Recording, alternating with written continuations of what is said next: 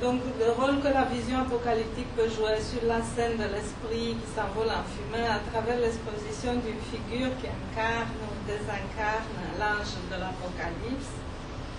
Un ange assistant, comme dirait Agamben, en poussant plus loin ou plus près de nous dans la détresse du contemporain la pensée de l'inoubliable de Walter Benjamin.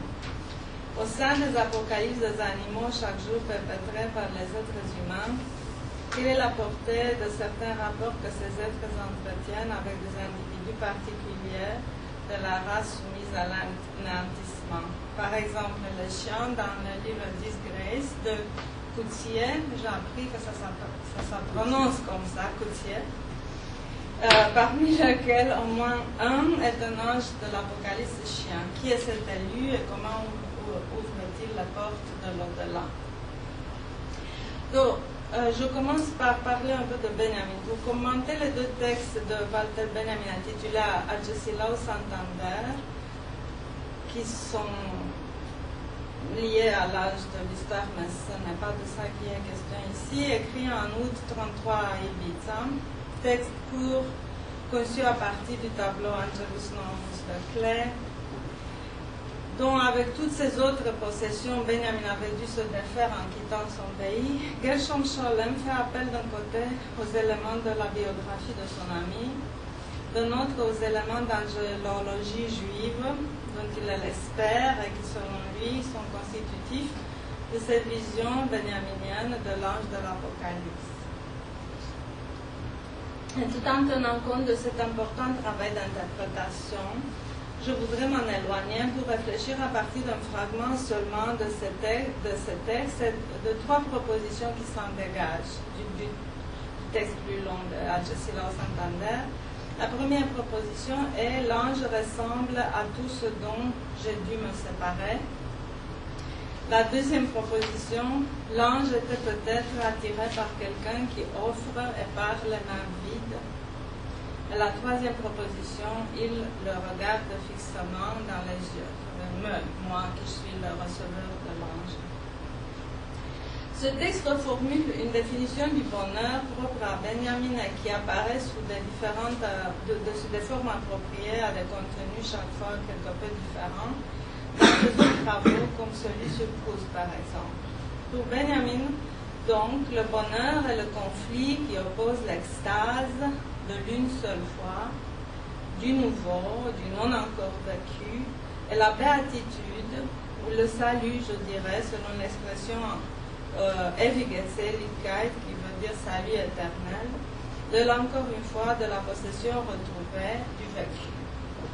Cet ange ne peut néanmoins espérer le nouveau que sur le chemin du retour au pays, alors qu'il emmène avec lui un nouvel élu. Pour toutes les choses perdues sur le chemin de l'exil, le tableau de Klee, chose parmi les choses aimées, est chose de beaucoup de manières. Une de celles que l'ange habite et qu'il rend transparente, une de celles des choses qui, à travers cette transparence, indique celui ou celle à qui elle est destinée, la chose qui contient précisément l'image, la figure même de l'ange, dont on peut donc dire que les représentations et incorporations, si cette métaphore peut correspondre ici à un tel être, à la fois perdu et présent à la fois, l'ange de Klee continue son travail, comme si pour regarder son destinataire, son nouveau compagnon de route dans les yeux, le cadre qui le contient et représente la chose somme toute n'avait pas à se trouver auprès de son répondant. Parce que Benjamin écrit ce texte, il n'a plus ce tableau avec lui lorsqu'il l'écrit. Toute une réflexion pourrait nous engager ici au sujet de Klee, celui avec qui, à travers cet ange, Benjamin est aussi en correspondance. Mais pour le moment, ce sur quoi je veux m'arrêter est cette prétendue opposition invoquée par Benjamin au cœur de son concept du bonheur et concernant le rapport nécessaire au nouveau compagnonnage que l'ange doit forger afin de prendre la voie du pays natal. Car si d'un point de vue qui nous est habituel, nous pensons souvent en quête de quelque chose ou de quelqu'un en qui nous puissions reconnaître notre ange, gardien ou destructeur, ange dont les soins ou la malédiction viendraient nous prendre pour objet, faire de nous un moi, nous faire don d'une subjectivité, fut-elle anxieuse, le texte de Benjamin finit par invoquer un ange qui, pour que son bonheur s'accomplisse, a besoin de nous, de notre compagnie et originalité. Voici le tiraillement qui travaille cet ange, un ange qui n'a plus beaucoup à voir avec l'humain. L'extase de l'une seule fois, le salut de l'une fois encore. L'extase du nouveau, le salut de la possession retrouvée. L'extase du non encore vécu, le salut du vécu, de tout ce qui fut vécu déjà. De ce tiraillement, il n'y a que nous, l'être aux mains vides, celui ou celle qui aura tout donné, mais qui est vivant encore, qui puissions le tirer vers son avenir, la patrie retrouvée. Le bonheur du moment qui ne se répète pas est extase. Salut et le bonheur de l'éternité. Ce rapport entre l'ange et son nouveau compagnon me rappelle les assistants d'Agamben, qui ne sont d'ailleurs d'aucun secours, apparemment. Il s'agit de créatures présentes dans les romans de Kafka qui se définissent, je cite, comme des assistants, mais ils ne semblent pourtant pas pouvoir apporter quelque assistance que ce soit. Ils sont bons à rien, ne se livrent qu'à des pitreries ou des enfantillages, sont identiques comme des serpents, et pourtant ce sont des observateurs attentifs, ils ont des yeux étincelants, quelqu'un nous les a assignés et il n'est pas très facile de s'en défaire. En deux stations.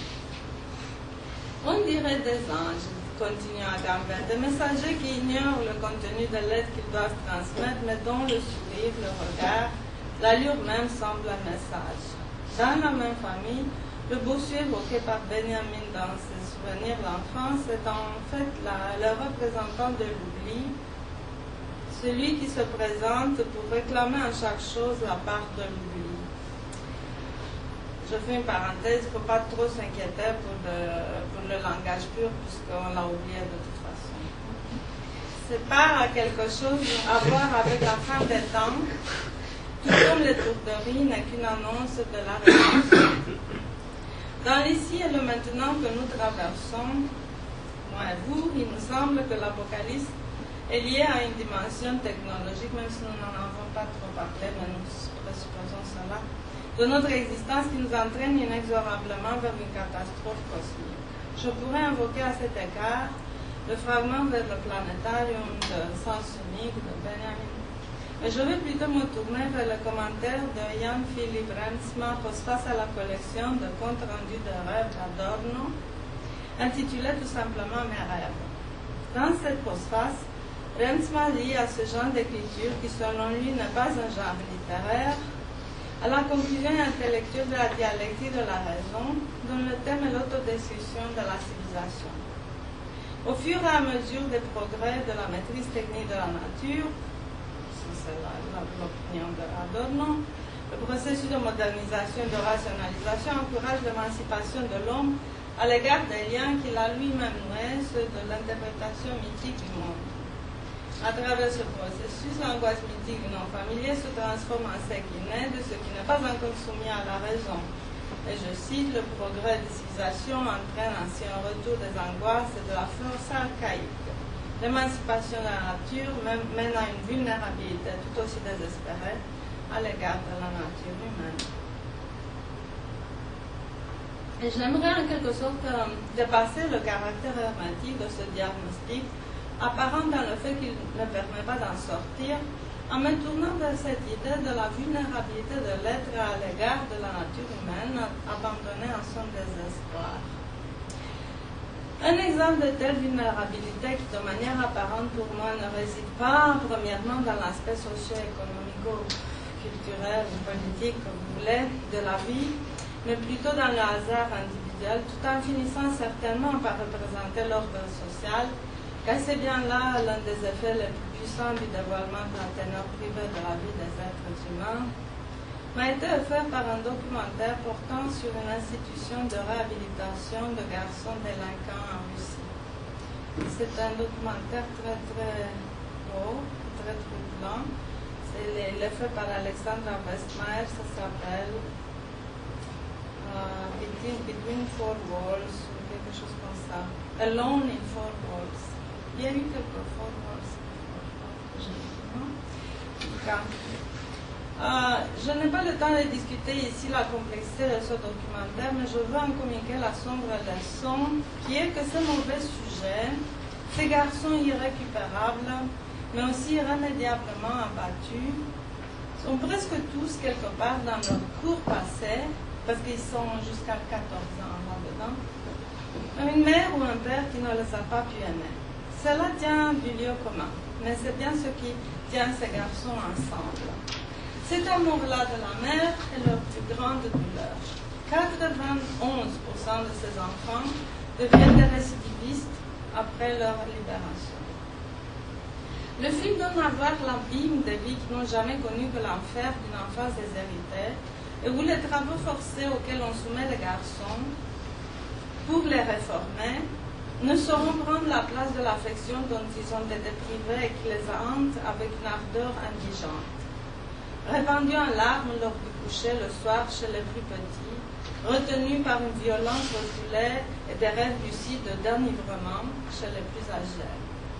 Voici l'apocalypse sur Terre pour moi, 91% chance de récidivisme et 100% d'entraînement à la souffrance qui détermine la condition de l'être humain privé de l'amour de qui ou de quoi que ce soit. Mais n'est-ce pas pour les incomplètes et les ineptes que l'espérance a été donnée? La Gambette nous rappelle de manière anachronique, pour en dire le moins, et je cite, c'est une référence évidente à Benjamin, l'idée que le règne soit présent en même le temps profane, dans les formes louches et tordues, que les éléments de l'état final se cachent précisément dans ce qui nous apparaît aujourd'hui comme infâme et dérisoire, que la honte donc est un rapport secret avec la gloire, tout cela constitue un des thèmes les plus profonds du messianisme. Et j'ai la réponse à votre question. Tout ce qui nous apparaît aujourd'hui comme encanaillé de peu de valeur est le gage que nous pourrons racheter le dernier jour. Et c'est justement le compagnon qui s'est perdu en chemin qui nous guidera dans le salut, dans cette fameuse station. Ça vient de ce court texte, les assistants chez Abraham. Interviewée, la mère d'un garçon de 13 ans, tué violemment par un autre garçon de 13 ans, un des détenus héros de ce documentaire, pleure son enfant, mort, tout en laissant passer parmi les larmes les seuls mots capables de rendre compte pour elle de sa tragédie. Que ceux qui sont capables d'une telle cruauté, ce sont des animaux et non pas des enfants. Qu'en est-il donc des animaux et comment viendrait-il à prendre sur la scène de notre subjectivité si vulnérable un autre rôle que celui de l'ange de la destruction, innommable et qui ne se peut racheter? Donc pour esquisser la figure de mon chien de l'Apocalypse, je veux parler brièvement de deux textes, donc le rêve d'Adorno, un rêve qu'il a fait en 1958, et le livre de Coutier, Disgrace. Le plus beau compte-rendu de rêve selon Rensma exprime avec virtuosité l'absence de concert qui joue un rôle essentiel dans le concert. Ça, c'est une citation de lui. Je ne parlerai pas comme ça, mais c'est bien. Dans ce rêve de la mi-septembre 1958, et je cite, le jeu en rêve, donc ça c'est Adorno, et lors d'une fête donnée à l'occasion d'un changement au poste de directeur musical de son ancien lycée, il est le nouveau directeur. Danse avec un gigantesque dog brun-jaune qu'il connaît de son enfance. Animal qui marche sur ses deux pattes et porte un frac. Est-ce qu'Adorno peut seulement rêver de frac? Et je cite le rêve d'Adorno lui-même. Je me confiais entièrement au dog et eus pour la première fois le sentiment de savoir danser avec sûreté et sans frein, moi qui n'avais aucun talent pour la danse. Parfois, nous nous embrassions, le chien et moi. Ça, c'est Adorno. Vous savez, c'est pas donné. Alors, pour reprendre l'opposition au cœur de la définition du bonheur de Benjamin, nous pouvons poser la question de quel côté de ces deux formes d'expérience de la temporalité, extase ou salvation, extase et salvation, serait-ce classé-t-il? Vous me direz peut-être que cette question est mal posée, puisque l'expérience de la temporalité, posée dans ces termes, reste une formulée de manière conceptuelle, et le rêve et ce qui justement échappe au concept. Il n'en reste pas moins que moi, je dois me demander, dans nos rêves, dans ceux de destruction, de catastrophe inclusivement, car pour Benjamin, c'est très important, l'ange est aussi Satan. Est-ce que nous vivons notre pure subjectivité, pour reprendre la définition du rêve de Renzmann, noyé dans un présent sans sauvetage ou dans une éternité sans présent? Alors je passe à Coetzee et à Disgrace. Parmi les personnages de Disgrace, de Coetzee, David Lurie est une figure de l'assistant, un assistant à la mort. Mais n'est-ce pas là la forme la plus parfaite de l'assistant, pour ne pas dire de l'assistanat? A dog undertaker, a dog psychopath, a hijack. Curious that a man as selfish as he should be offering himself the service of dead dogs. There must be other more productive ways of giving oneself to the world, or to an idea of the world. À quoi ressemble donc ce dogme et comment comprendre sa subjectivité? Lui-même consterné par le tournant que sa vie a pris, il conclut qu'à l'origine des actions où sa subjectivité se déploie, habite une idée particulière du monde. C'est sa façon de répondre en fait à la question de comment se donner soi-même au monde.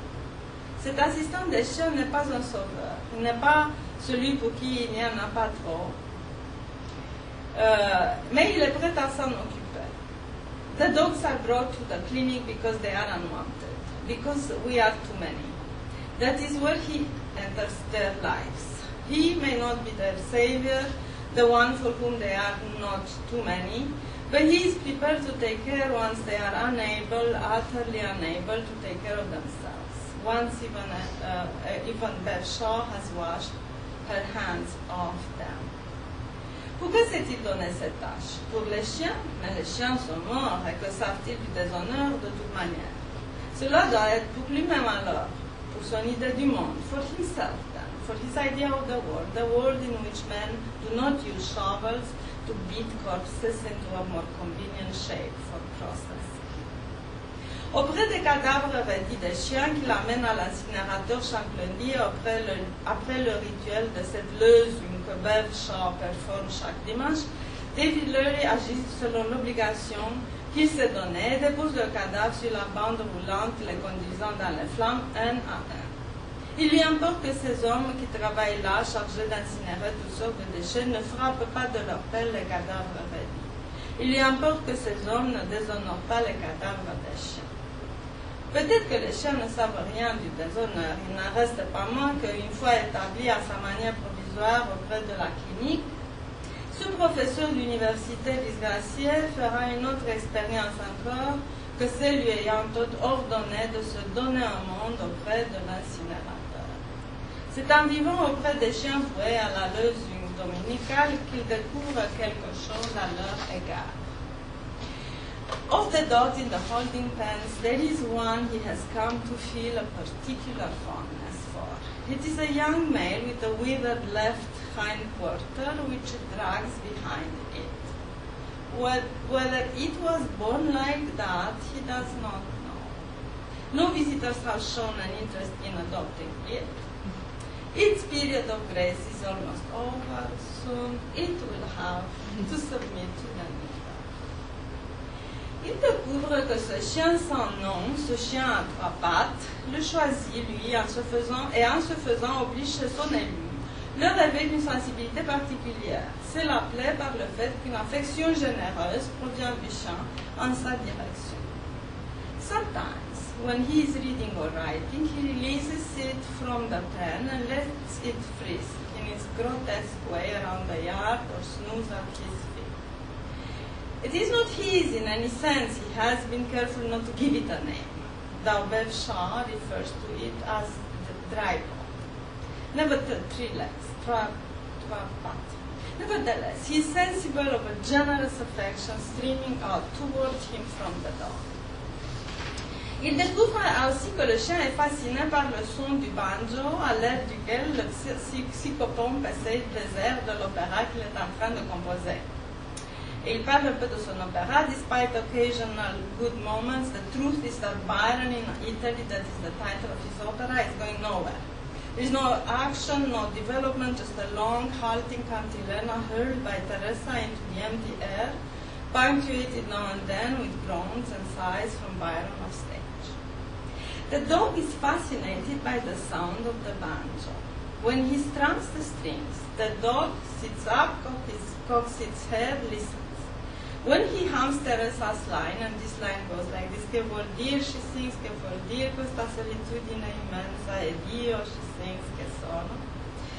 And the humming begins to swell with feeling. It is as though his larynx thickens, he can feel the hammer of blood in his throat. The dog smacks its lips and seems on the point of singing too, or howling.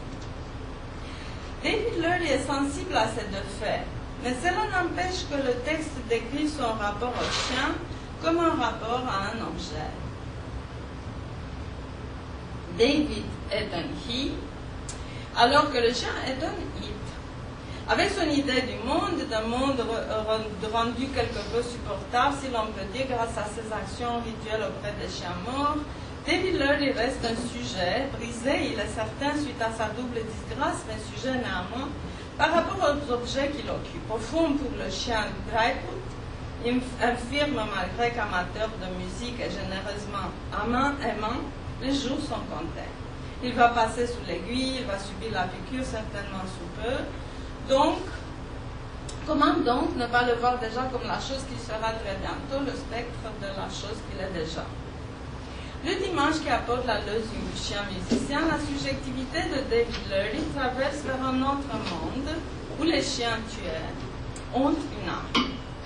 Ce dimanche-ci, l'attention concentrée sans faille sur chaque chien tué au moment du rituel acquiert finalement le nom d'amour et connaît son accomplissement. Le rituel est enfin devenu l'impératif suite auquel il faut donner son nom à son amour à ce chien-ci, à tous et à chacun des chiens, avant de les tuer. He and Beth do not speak. He has learned by now from her to concentrate all his attention on the animal they are killing, giving it what he no longer has any difficulty in calling by its proper name, love. C'est alors que le chien Drypot ne peut plus être un chien chaud. Ce qui en lui désignait la chose inanimée, le it, passe tout à coup à désigner l'âme, l'essence de l'animé même chez l'humain. D'une certaine manière, la différence animée, ce qui a une âme, inanimé, ce qui n'a pas d'âme, mais vous comprenez que je parle du chien comme inanimé dans le sens de machine.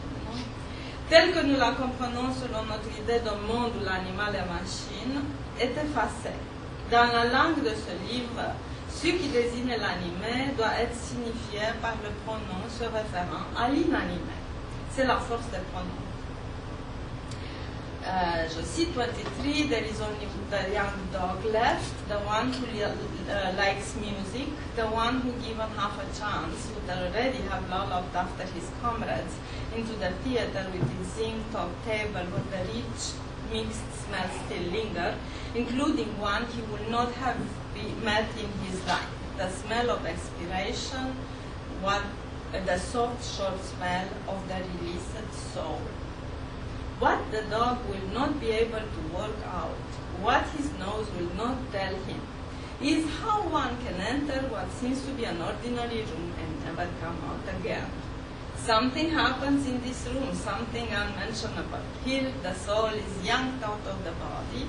Briefly, it hangs about in the air, twisting and contorting, then it is sucked away and is gone. It will be beyond him, this room that is not a room but a hole where one leaks out of existence. Les chiens entrent dans le théâtre où Bev Shaw et David Lurie performent leur losing, et pour la pensée chienne qui est celle de Drypot, là où ils entrent ne peut être que le trou par où l'on s'écoule hors de l'existence. C'est ainsi que d'une certaine manière, à la toute fin du livre, lorsque, à la question de Bev Shaw, are you giving him up? Il répond, yes, I am giving him up. Nous passons par un moment aussi abject, aussi innommable que celui que Bev Shaw et David Lurie traversent chaque fois qu'ils libèrent l'âme des chiens. Pour que David Lurie arrive à comprendre ce que c'est que l'âme, il doit renoncer pour la mort, pour une certaine mort qui se déploie sur une ordonnance apocalyptique, à quelque chose comme son âme à lui. Toutes les choses et les êtres qu'il a perdus, ou mieux, auxquels il a dû renoncer dans sa disgrâce, ne lui ont pas causé une révélation aussi puissante de ce que c'est que de renoncer à son âme avant d'avoir dû renoncer au chien infirme qui aimait la musique, au chien qui l'aura choisi comme assistant. Ce qu'il perd cette fois n'est pas un compagnon dans le sens d'un être qui se trouve vis-à-vis ou en face de lui et par rapport auquel il définirait ce qu'il est dans son idée du monde. Ce qu'il perd est un it, le chien chose inanimée dans le sens de sans âme, et un he, le chien chose animée, à la fois où le he n'a de vie que pour autant que le it de l'âme l'habite. Mais si on regardait du côté du chien Dracoth, encore une fois, lui qui avait choisi par sa générosité affective son nouveau compagnon, comme nous avons vu l'âge de Benjamin choisir, comment saisir sa quête du bonheur à lui, son tiraillement entre l'extase et salvation? Le texte nous met devant son extase lorsqu'il décrit cette pulsion manifeste chez Dracoth qui veut chanter, alors que le salut, me semble-t-il, descend sur lui dans le mouvement de passage à un autre monde, où ce qui a lui été au regard du langage de l'homme inanimé, sa nature ou qualité objective et abjecte de machine, devient l'essence même de ce qu'un l'homme est animé, son âme, ni plus ni moins. Le nouveau que l'ange à trois pattes recherche, il ne peut le trouver qu'en s'attachant à son compagnon, le psychopompe des chiens. Il nous reste à penser plus loin le rapport entre ce texte et le compte rendu de rêve et revisiter l'idée du rêve comme présentation de la subjectivité pure. Ce que Benjamin appelait la patrie retrouvée serait chez Adorno la danse avec le dogme. Voici ce que Rensma dit de cette danse. Ce qui ne peut pas être dit, ce qui ne va pas et ne peut pas aller, par la pensée, on peut le rêver, et là, dans le rêve, le danser. Adorno échangeant de tendresse avec un dogue, en frac et tournoyant au-dessus du parquet, totalement étranger à toute gravité, réflexion abstraite et pourtant principal professeur de musique de son lycée. Cela montre que la réflexion, qui ne va nullement de soi, qui ne va peut-être pas du tout, est tout à fait en accord avec elle-même. Dans ce rêve, s'il est vrai que nous sommes devant la subjectivité pure, nous sommes également libres de retrouver l'extase et le salut à la fois. L'idée même de la danse, non pas la danse pratiquée professionnellement, bien entendu, mais la danse spontanée telle que le rêve l'a fait advenir, comment permet de saisir cette double dimension de l'une fois seulement et de l'encore une fois qui se propose à nous comme la définition même de la danse. Chez Coetzee, le même phénomène est présent dans l'amour du chien pour la musique. La nature ou qualité de cette musique est à l'image du chien. The lyric impulse in him may not be dead, but after decades of starvation it can crawl forth from its cave, only pinched, stunted, deformed. Ce lyrisme déformé de David Lurie reste néanmoins pour le chien, comme pour le compositeur, moment d'extase. C'est à ce moment que l'idée du compagnonnage est posée par le compositeur explicitement. Would he dare to do that? Bring a dog into the piece, allow it to lose its own lament to the heavens between the strophes of Love, Love, Terrestre? Why not? Surely in a work that will never be performed, all things are permitted. Pour finir, je veux retourner à Rensma et son commentaire sur la confrontation de la littérature avec ses propres principes formels. Adorno, et je cite beaucoup maintenant, Adorno formule pour la littérature quelque chose comme une perspective d'objectif qui doit toujours confirmer qu'elle n'est pas soumise à la pression de conformité de la socialisation communicative. Pour Adorno, la littérature ne se réalise entièrement que là où elle abandonne son esprit et devient musique. Dans le langage qui se fait langage de la conceptuelle, du muet, Adorno veut entendre un langage en dessous du langage désemparé des hommes. Ce n'est peut-être qu'une invocation de ce qui ne va pas et ne peut pas aller. On ne retrouverait pas moins dans cette émotion l'éloignement du moi, le non-humain qui se révèle dans la beauté naturelle, comme parfois dans l'art. Est-ce que les chiens, morts ou vivants, savent quoi que ce soit de la dignité, de l'honneur et du déshonneur, y compris celle des apocalypses des animaux conduits de concert avec les apocalypses des humains? Adorno dirait que certainement si, puisqu'il pense que la dignité de la nature est comme celle d'un non-être encore étant qui refuse par son expression l'humanisation intentionnelle.